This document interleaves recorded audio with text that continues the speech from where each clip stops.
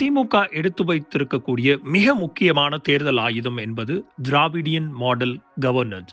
அதாவது 2026 தேர்தலில் திமுக பயன்படுத்தும் மிகப்பெரிய ஆயுதம் என்னன்னா, திரு ஸ்டாலின் அவர்களுடைய அரசு கடந்த 5 ஆண்டுகளில் பல வெல்ஃபேர் திட்டங்களை, பல மக்கள் சார்ந்த திட்டங்களை செயல்படுத்தியுள்ளது. அதில் மிக முக்கியமானது கலைஞரின் மகளிர் உரிமை தொகை. கிட்டத்தட்ட மாதம் ரூ. 1000 பெண்களுக்கு வழங்கக்கூடிய இந்த திட்டம் பல்வேறு மூலை முடுக்குகள் தமிழ்நாடு முழுவதும் சென்று சேர்ந்திருக்கிறது. கிட்டத்தட்ட 1,31,00,000 பெண்களுக்கு இது நேரடியாக வங்கி கணக்கில் செலுத்தப்படக்கூடிய ஒரு திட்டம். அதற்கப்புறம் சீஃப் மினிஸ்டருடைய பிரேக்ஃபாஸ்ட் ஸ்கீம், அது பள்ளி மாணவர்களுக்கு காலையில் சத்துணவு, மதிய உணவு எல்லாத்தையும் கொண்டு வந்து இணைக்கக்கூடிய, ஒட்டுமொத்தமாக கிராமப்புற மாணவர்களுக்கும் அவர்களது பெற்றோர்களுக்கும் மிகப்பெரிய ஒரு உந்து சக்தியாக இருக்கக்கூடிய இந்த முதலமைச்சரினுடைய காலை உணவு திட்டம் வந்து ஒட்டுமொத்தமாக எல்லா விதங்கள்லையும் எல்லோருக்கும் பயனளிக்கக்கூடிய ஒரு திட்டமாக பார்க்கப்படுகிறது. அப்புறம் புதுமை பெண் திட்டம், இது பெண்களுக்கான கல்வியினுடைய உதவித்தொகையை கொடுக்கக்கூடிய திட்டமும் ஒட்டுமொத்தமாக கிராமப்புறங்களும் சரி நகரப்புறங்களிலும் வாழக்கூடிய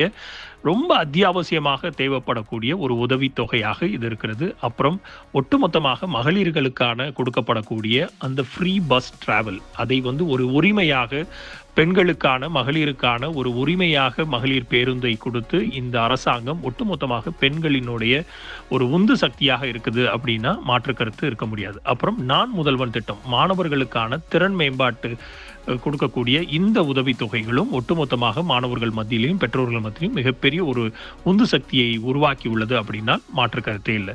இந்த திட்டங்களின் மூலம் கோடிக்கணக்கான மக்களை நேரடியாக தொடும் அரசியல் கட்டமைப்பை திமுக உருவாக்கியுள்ளது. உதாரணமாக நான் முன்னமே சொன்ன மாதிரி தான் 1,31,00,000 பெண்களுக்கு மாதாந்திர உதவித்தொகை வழங்கப்பட்டு வருகிறது. இது திமுக அரசின் முக்கிய அரசியல் ஆதாரமாக பார்க்கப்படுகிறது.